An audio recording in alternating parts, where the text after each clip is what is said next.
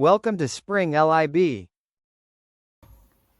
So for the first part, we have to rank momentum from the highest to lowest. Now momentum is equal to mass times velocity. So if the ball is moving fastest at some point, then momentum is also going to be higher.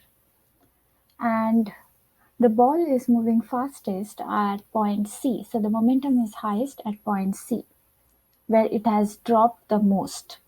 And it is slowest at point A.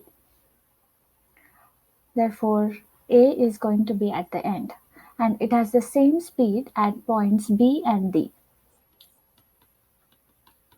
So that's our ranking for momentum.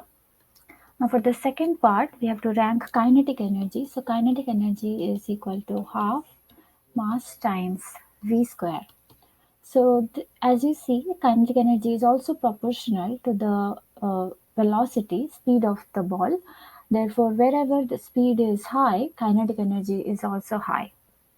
So the pattern is going to be similar to the pattern of part A because both of them are dependent on speeds. So the ball is moving fastest at point C and slowest at point A. Therefore, the kinetic energy is highest at point C and lowest at point A. And it has the same speed at point B and D, hence it will have the same kinetic energy as at point B and D. So they fall in the middle. Now in the last part, we have to rank the potential energy. So here we are going to use the law of conservation of potential energy, which means that the total energy, total mechanical energy is always conserved or constant. And since the total mechanical energy is sum of kinetic energy and potential energy, so the sum of these two is going to be constant. So potential energy will be constant minus the kinetic energy.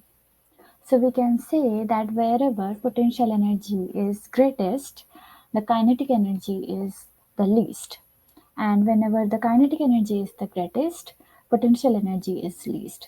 So our pattern for potential energy is going to be opposite to that of the kinetic energy. So potential energy is going to be highest at point A, where kinetic energy is minimum, and it is going to be lowest at point C, where kinetic energy is maximum. And obviously, point B and point D will fall in the middle. Thank you.